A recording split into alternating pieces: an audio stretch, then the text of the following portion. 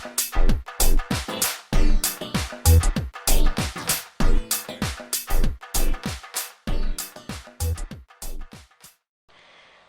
pessoal, aqui é a Ana e essa é mais uma videoaula baseada no livro do cientista neurocognitivo que traduzido para o português seria mais ou menos assim: Por que os estudantes não gostam da escola?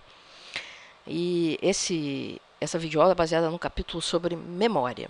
Esse capítulo é construído de uma maneira muito interessante porque ele vai fazendo uma caçada com base nos fatos, nos dados de experiências, do que realmente funciona para você memorizar alguma coisa. A primeira coisa que ele observa é que a vontade de lembrar ela tem influência zero na nossa capacidade de memorização. Ele diz assim: se vontade fosse suficiente, seria uma maravilha, porque todos os alunos gostariam de lembrar as coisas para a prova. Então, bastaria eles terem vontade, eles lembrariam, isso seria um processo completamente indolor e todo mundo ficaria feliz. Mas o que as pesquisas mostram é que a vontade de lembrar não influencia em absoluto a capacidade da pessoa de lembrar de alguma coisa. Daí ele prossegue no espírito investigativo dele e ele contrasta duas situações, uma de memória ruim, uma memória que não está funcionando, e uma memória muito boa. Por exemplo, você está na cozinha fazendo um lanche para você e falta um ingrediente, você vai na despensa. Quando você chega na despensa, você olha para ela e se pergunta: o que eu vim buscar aqui? Ou seja, você esqueceu de uma coisa que você tinha pensado em buscar 2 segundos antes. Então, isso é uma memória que não funcionou, né? Por outro lado, a gente consegue lembrar de jingles de propaganda de 15 anos atrás. A gente consegue cantarolar esses jingles. Então, ele coloca, bom, diante dessa situação, o que essas duas coisas aqui têm em comum? Tem de diferente, para que nessa situação eu consiga lembrar e nessa não. Aí ele diz assim: então deve ser a questão da repetição. Então, para memorizar, eu preciso ver aquela informação repetidas vezes. Aí ele resolve testar essa hipótese de que a repetição é o mecanismo correto para você gravar alguma coisa na memória. Aí ele mostra uma foto com algumas moedas, no caso dele de 1 centavo de dólar. Tá? No nosso caso, você pode pensar em moedas de 25 centavos. Só que cada imagem de moeda estava ligeiramente modificada em relação à original. E só uma delas era a moeda original, sem modificações. E ele pergunta: você consegue ver qual é a moeda original? Você consegue descobrir qual é a moeda original? Ou melhor, você consegue lembrar qual é a moeda original? E a verdade é que é praticamente impossível fazer isso. Imagine você diante de 10 moedas de 25 centavos com pequenas alterações. Você vai saber qual é a real? Não vai saber. Mas, poxa vida, você já viu tantas moedas de 25 centavos na sua frente? É o tipo de moeda que mais aparece por aí, né? A tal moeda de 25 centavos. Por que você, apesar de tanta repetição, de olhar para essa moeda tantas vezes, você não consegue se lembrar do detalhe que faz com que aquela moeda seja a moeda real e as outras não? Aí a resposta que ele dá é a seguinte: foco de atenção. Quando você pega uma moeda de 25 centavos, você não está preocupado em olhar os detalhes. Você está preocupado com o valor dela, com o que você vai comprar com ela, onde você vai colocar essa moeda. Coisas desse tipo, você não está prestando atenção nos mínimos detalhes da moeda. Então, se você não está focando, por mais que seja repetida a informação, provavelmente você não vai ter uma boa retenção na memória daquela informação. Bom, então até agora a gente descobriu que repetição é importante para a memorização e que você tem que focar a atenção nas coisas corretas.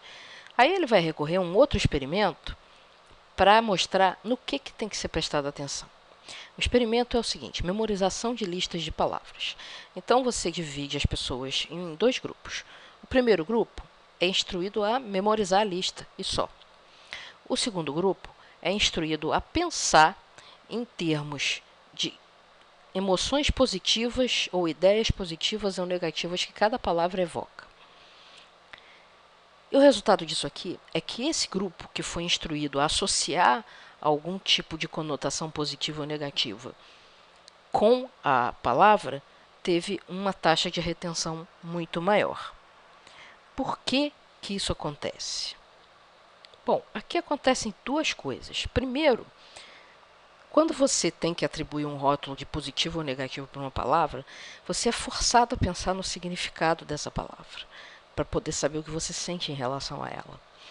E, por outro lado, você também é obrigado a fazer mais conexões com outras coisas que você já conhece.